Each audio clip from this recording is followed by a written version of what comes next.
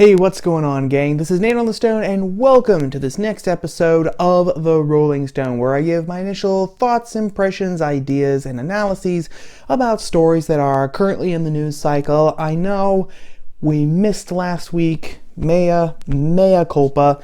The Thanksgiving weekend, of course. It's amazing, isn't it? I hate it when Thanksgiving is that late in November because just a week after Thanksgiving, here it is, the first week of December, meaning that in less than 3 weeks, it's Christmas, which means that in less than 4 weeks, the entire year is over. It's just insane. It seems like, just 2 weeks ago, it was the middle of summer, the beginning of summer even, and here we are at the very end of another year, bringing us 1 year left, only 1 year left in the second decade of the 21st millennium, which is something I don't even want to think about. But anyway, yes, mea culpa for missing last week, Thanksgiving weekend, like I said. Plus, I was working, I had to get actually an assignment done, unfortunately not exactly for this channel, but something that was pressing and whose deadline was last weekend. So that's the reason why we did not have a Rolling Stone video last week, but here we are, back in shape and ready to get back into the groove. And oh my, I tell you what, gang, you're gone for 1 week. You missed one lousy week, and the entire world almost kind of explodes on you. So the very first thing that we have to talk about in this video is the fact that impeachment is coming. I guess. I feel kind of like Charlton Heston a little bit at the end of Planet of the Apes, the original one, the best one, where he sees the Statue of Liberty in the Forbidden Zone, and he's like, "You maniacs, you blew it up!" I feel kind of like that, because we have seen a complete 180 shift in the leadership of the Democrat Party. Nancy Pelosi, over the summer, who basically said that the idea of impeachment was completely crazy, it wasn't going to happen, standing up in opposition to the new warriors, as it were, AOC, Ilhan Omar, etc., to now Nancy Pelosi saying that, of course, she is telling the House to write up articles of impeachment. Jerry Nadler is saying we have to do this. We have to go forward with impeachment. Why? Well, again, no one is really quite sure why. It depends really on which side of the issue that you're on. If you're on the left, then the case is crystal clear. Of course, Trump tried to establish a quid pro quo with Ukraine in order to get dirt on Joe Biden, which means that Trump can't be a fascist dictator, because anyone who thought that they were going to need to go underneath the table to get rid of Joe Biden is, a bigger fool than most people. Finger-biting Joe Biden, finger-biting Joe Malarkey Biden, as it were. That has just been a mishava in and of itself, and we could probably do an entire Rolling Stone video just about that. But to get back on course, the left says, of course, their story is Trump tried to establish a quid pro quo with Ukraine to get dirt on Joe Biden, which means, of course, that he was trying to drag Ukraine into influencing the 2020 election. So, and these are actually real charges. Trump is a danger to democracy. He abused the office of the president. In fact, the Democrats this past week, they brought in new witnesses who didn't even witness anything. These were constitutional scholars, academics, who said that, of course, the evidence is quite clear that Trump abused the office of the president. That is one of the new talking points. Trump abused the office of the president, as well as being a threat to democracy, which is why impeachment has to go forward. And of course, if you're on the right, you keep saying, but when any of the actual witnesses who said that they saw something suspicious and who spoke out, even though we still haven't heard anything from the precious whistleblower, when they were asked point blank, what impeachable offense has Trump committed, everyone had to say, well, nothing, really. So again, it depends on which side you on? On one side, this is the side I'm on, I'm like, no, there's really no evidence still that anything wrong was done. And if you're on the left, and it's like, of course, the case couldn't be more clear. And if you don't see it, then you obviously are just a Trumpkin robot who doesn't care about democracy, doesn't care about the Constitution, doesn't care about the country. You just want to make the United States a racist, intolerant, xenophobic, white nationalistic country because, of course, that's exactly what Donald Trump is. Forgetting all of that, the real point that I wanted to talk about here, about this story, is that a lot of people on the right are actually celebrating Nancy Pelosi and Jerry Nadler pushing the House to formally write up articles of impeachment against Trump. Their argument is this is going to be a slam dunk for Trump and for the right, especially going into the 2020 election. Because they're saying, look, once that happens, and once the House actually writes up articles of impeachment, votes to impeach Trump, then the House is out of the equation, right? The House takes the ball and hands it over to the Senate.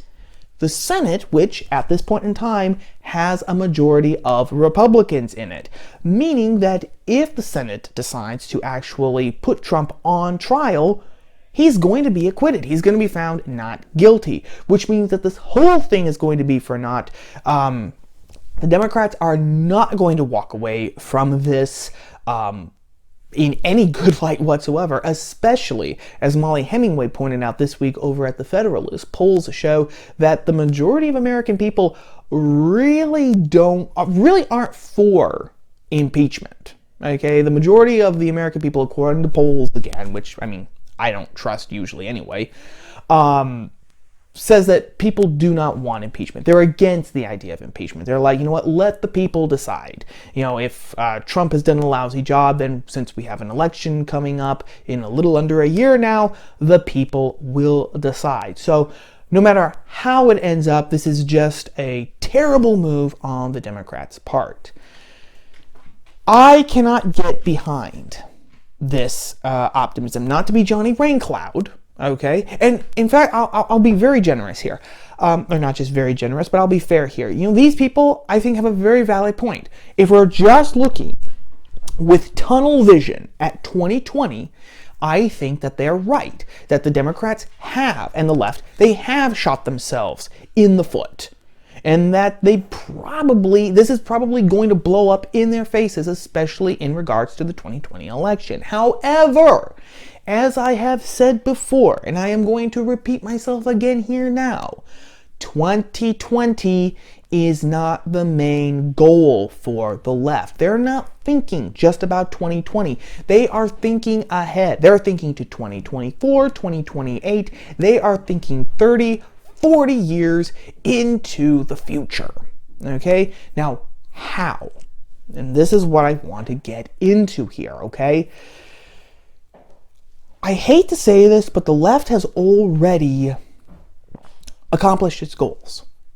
It already has. The left, in doing this whole impeachment process, the left has really accomplished its goal. The first goal was to weaponize the entire process of impeachment.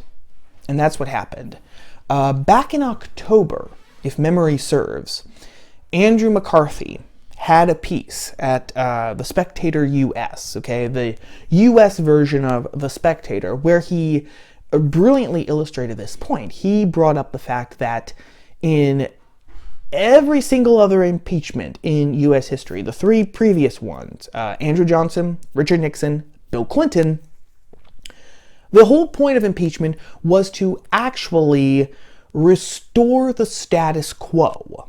A status quo that had been broken. It was a bipartisan effort between Republicans and Democrats because they both recognized, whoa, we may disagree on policy, but something major has happened to disrupt the balance and separation of powers. We actually need to impeach the sitting president, a very serious course of action, in order to establish the status quo, to make things back to normal. McCarthy says that's not what's happening here, of course, because as people pointed out. The left has been chomping at the bit to impeach Trump from the very beginning. Brian York over on Twitter this past week, he had a snapshot of a headline that the Washington Post published, okay, January 2017, just about 35 minutes, exactly 35 minutes after Trump was sworn in as president. And the headline, I'll paraphrase it here, was that the case against Trump's impeachment starts to grow. So, I mean, right from the very beginning, the left wanted to impeach Trump because they saw him as illegitimate, okay?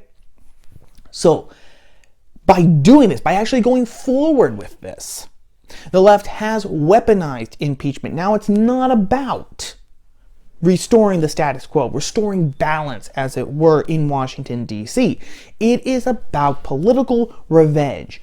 You were not supposed to win this election. We hate your guts. Therefore, we are going to impeach you to reverse the results of the past election. That's the first thing. And by going forward with this idea, they have naturalized this idea in our minds. All this talk, right, about Trump being a danger to democracy, abusing the office of the president. Again, not saying that he couldn't do it, but since we have no hard, actual evidence or proof that he has, it's all hogwash. But because they have repeated those lies ad nauseum, people are starting to think, even if it's a minority of people, it's like, yeah, of course, we have to impeach. Getting them used to the idea that impeachment is really not so serious after all. It's just something that you do for people that you don't like. Okay, now that's the first thing that they've done. They've naturalized that idea. But they've also done something else, which in my mind is just worse. It's even worse. And what they've done is they have opened up Pandora's box regarding, I should say, the things that a president can be impeached on. So, all of these academics that the left brought in this past week to testify, constitutional scholars, their common theme was that Trump has abused the office of the president. Nancy Pelosi, Jerry Nadler, giving their speeches, at the end of this whole Mishava was that, we have to impeach to defend democracy. Trump is a danger to democracy. So that is really becoming one of the bases for impeachment, right? Danger to democracy, abuse of power. Problem being is that being a danger to democracy, abusing the office of the president, those are not impeachable offenses under the Constitution, right? And the reason why they aren't is because they're so nebulous. There is nothing underneath them. What does abusing the office of the president mean? What does being a danger to democracy mean? It's undefinable, and that's the gag. That's the whole point, gang. Because when you have something so nebulous upon which someone can be impeached, and when your side, your ideology actually controls the language, all of a sudden, abusing the office of the president can be morphed, twisted, reshaped to being just about whatever you want, and so voila, there's a case for impeachment right out of thin air. I'll give you one example. Won't go really into a lot of detail because we're going to be talking about this in much, much more detail in the very, very near future. But Jamila Jamil, actress and comedian, along with Gloria Steinem, they gave a joint interview with Harper's Bazaar where they said that democracy cannot exist democracy cannot exist without a woman's right to choose. Euphemism for abortion, okay? So democracy is impossible unless mothers have the inalienable right to kill off their own offspring. Okay? That's the argument that they made. That is the position that the left in general is moving towards very swiftly if they haven't already gotten there. And Jamila Jamil and Gloria Steinem were just, honest enough to be the first ones to actually come out and say that. But now think about the implications there, okay? If democracy is impossible without a quote-unquote woman's right to abortion, and if you have a president who is publicly and proudly pro-life, says that abortion, calls abortion for what it is, right?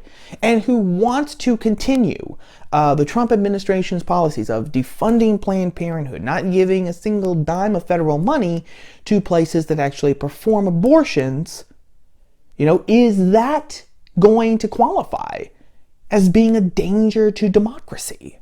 Is that going to become then an impeachable offense?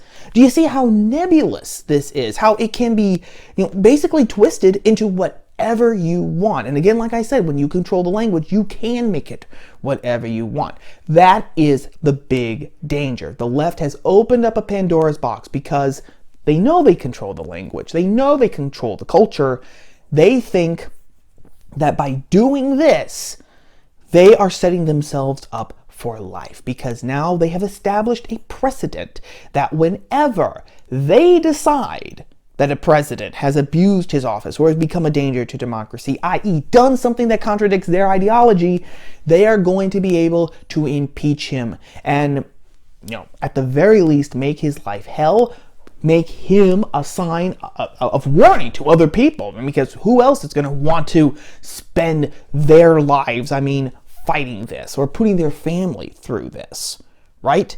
That's what the left has done. So in that sense, again, not to be Johnny Raincloud, but they have won their initiatives. They have accomplished their goals. And it's going to take a lot of work and a lot of radical rethinking, I think, on the right to actually reverse that trend.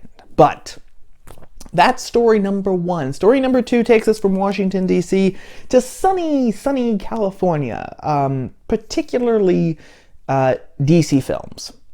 Now, I know that all of you know that DC Films has actually had a reversal of fortune. They were so eager to get some of that sweet Marvel money that they were trying to ape Marvel every chance they got, and it failed miserably, especially with Batman v Superman and Justice League. Well, now DC Films has actually learned its lesson, and they're just doing standalone films, which are doing really, really well. Aquaman was a success, Shazam was a success, Joker, which I actually did see, was a huge success as well, and they're continuing that trend. Harley Quinn is getting her own movie, Cyborg's getting his own movie, even Green Lantern, they're rebooting Green Lantern and giving him his own movie again. I don't know which Lantern or what they're going to do with it, but even that piece of intellectual property is getting rebooted for this new string of DC movies.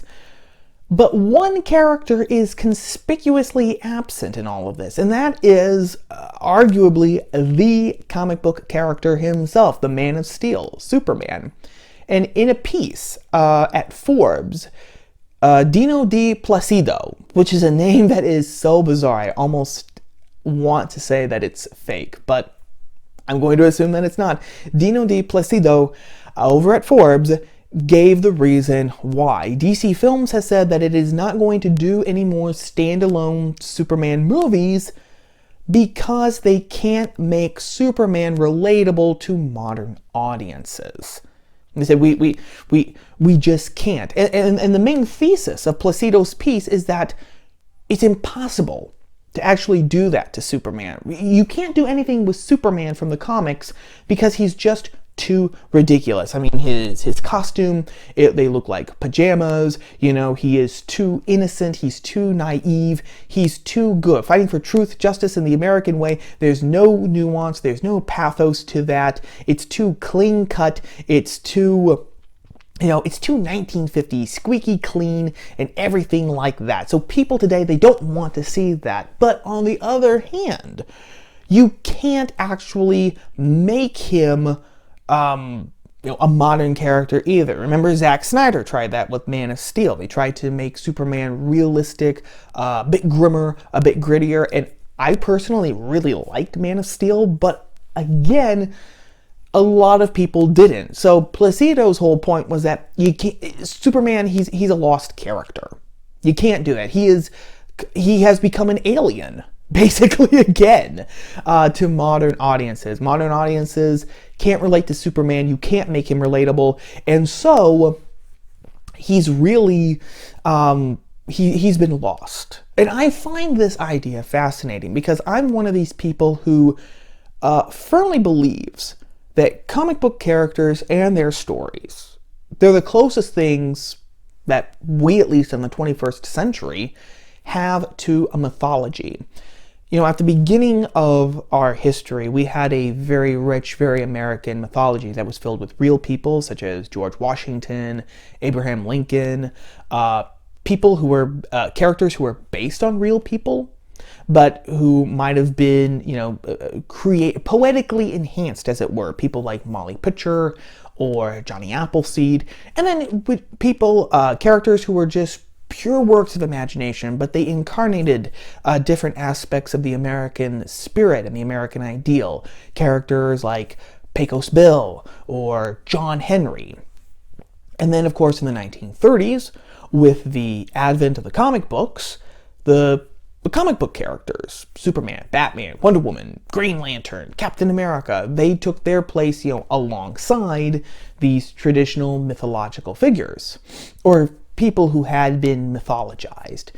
Well, now that American history has been attacked, reframed, and all of those people, you know, are now problematic. The only thing that we really have left of our original American mythology is comic book characters and their stories. And so if we're going to take that thesis, I mean, Superman is our equivalent to Zeus.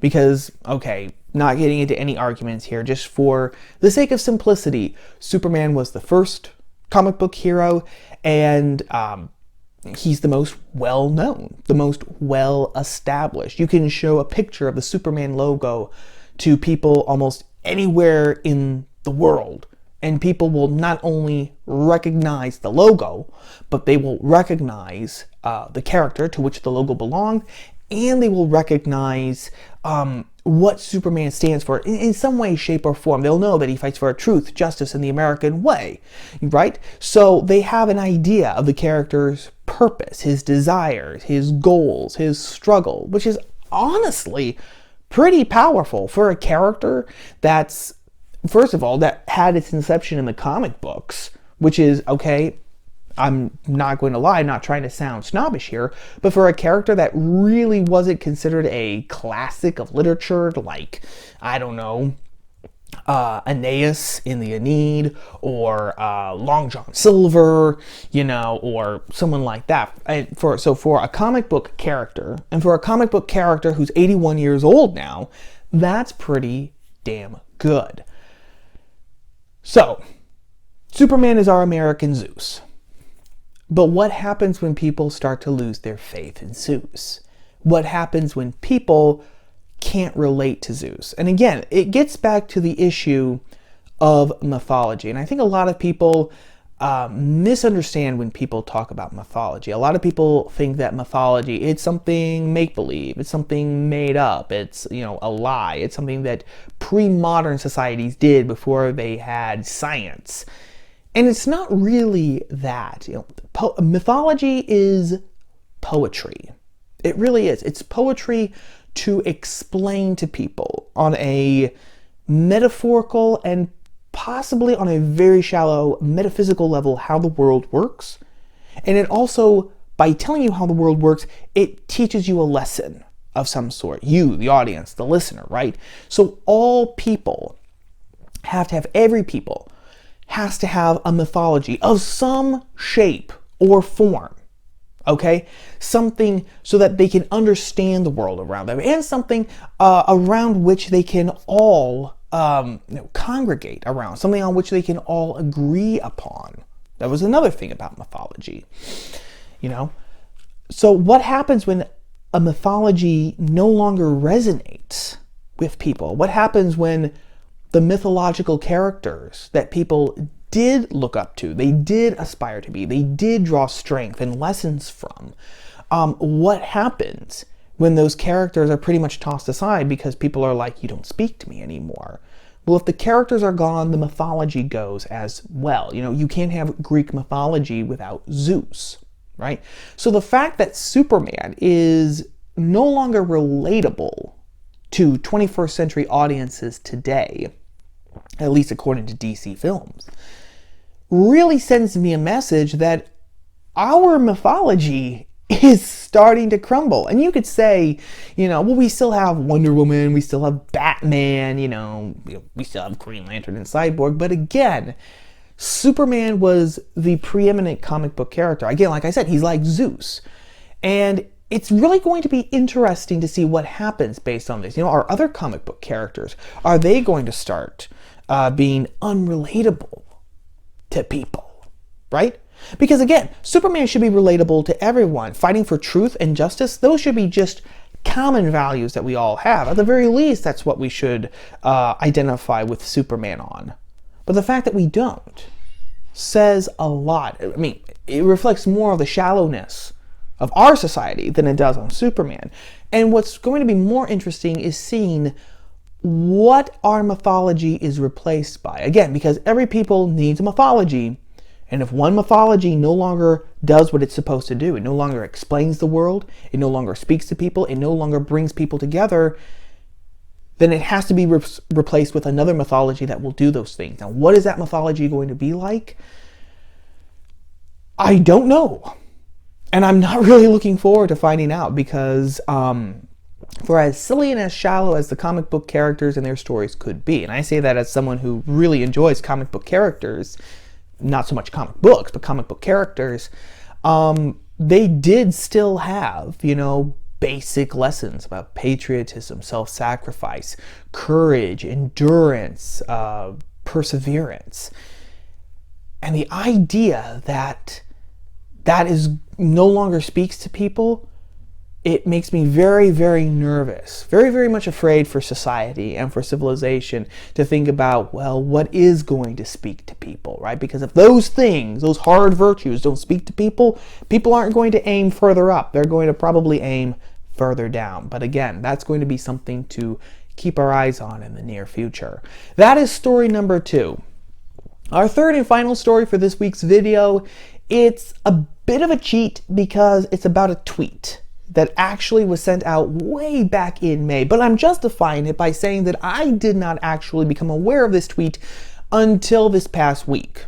Okay, because someone took a photo of it, they screenshot it, and then tweeted it out with a contradiction of what the original tweet said. So I'm justifying it. I'm using that as justification, gang, because again, it's just a tweet. It was a tweet of 2 sentences, but it's very illuminating. Very, very illuminating.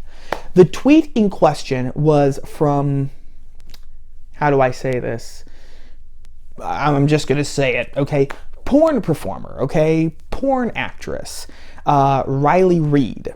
And, okay, don't Google her.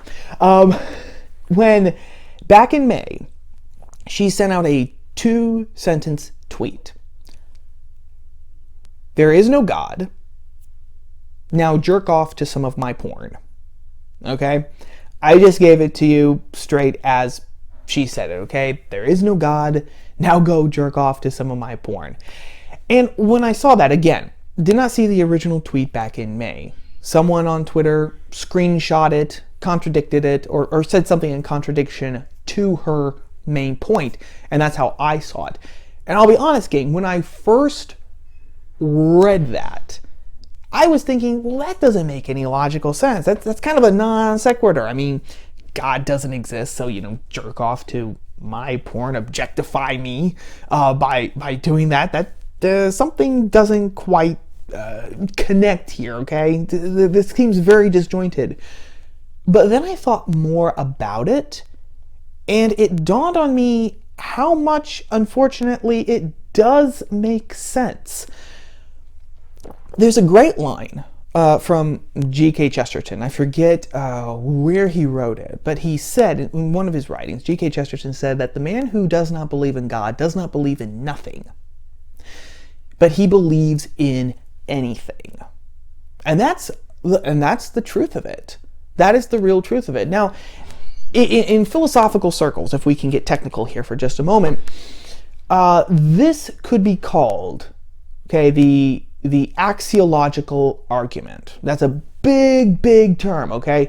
Now, a lot of people, especially atheists, and especially the new atheists, they have created a straw man of the axiological argument. They say that the axiological argument says, well, if you don't believe in God, then you can't perform good actions. And of course, the atheists responded with, oh, yeah, I give to charity. I help old ladies across the street. I take good care of my dog and my family. I'm doing good things. I'm doing objectively good actions, and I don't believe in God. So this argument is null, void, shallow, stupid, and could only be believed by idiotic religious people. But there you go, because the whole key is in that for I'm doing objective good actions. Okay? Because what the axiological argument actually says is that if there is no God, if God does not exist, then goodness cannot exist. And when I say goodness, I'm talking about the Platonic ideal of the good that everyone is striving for because of our shared human nature. Okay?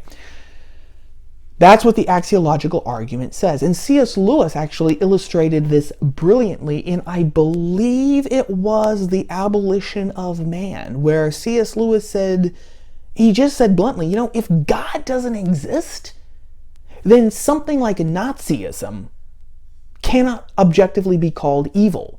You can say that you don't like it, you can say that you think it is wrong, but you cannot call it evil, because if there is no God, if there is no eternal, unchanging standard of good and morality, then nothing here on earth, no action, no omission, no speech, can objectively be called good or evil. Okay? It's all relative, it's all subjective. Good and evil, it's simply decided upon either by majority vote or by whoever holds the most power in society. That's it. And, this is what Riley Reid's tweet really emphasizes, because she's absolutely right. If there is no God, then of course, go jerk off to her porn. Go basically do whatever you want. But this is where it comes, because it opens up everything. Because if there is no God, then you can't just use that. It doesn't just stop at being the justification for, jerking off to porn. If there is no God, right, and the only thing that matters, that is real, is matter, well, then we're just more highly evolved animals. Murder is okay now. Theft is okay, because there's no objective standard of goodness. Everything is on the table. Yeah, we still might punish people who commit murder. We still might arrest people who commit theft, but not because they're objectively wrong, only because we've decided that those things are wrong. And if they've been decided that they're wrong, they can just as easily be decided that they're not wrong. Do you see the danger here? And this is where we come to the main point of this. And the main point is that you cannot have a government, and especially you can't have self-government, without some sort of religious idea. Popular writers like G.K. Chesterton said this. Technical, philosophical writers like Jacques Maritain made this argument.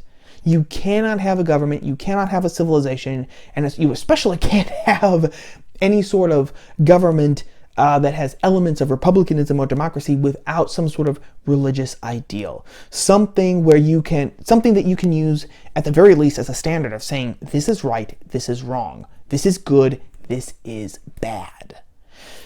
And for my money, one of the primary reasons why American society is becoming corrupt, the reason why Western civilization is rusting, is because we've gotten away with it, is because we have actually gotten rid of this religious sentiment. I know that according to polls, a majority of Americans still claim to be Christian, even though the percentage of people who claim to be nons or non-religious or just spiritual and not religious is growing. Okay, those are growing, but Christians are still, according to polls, in the majority.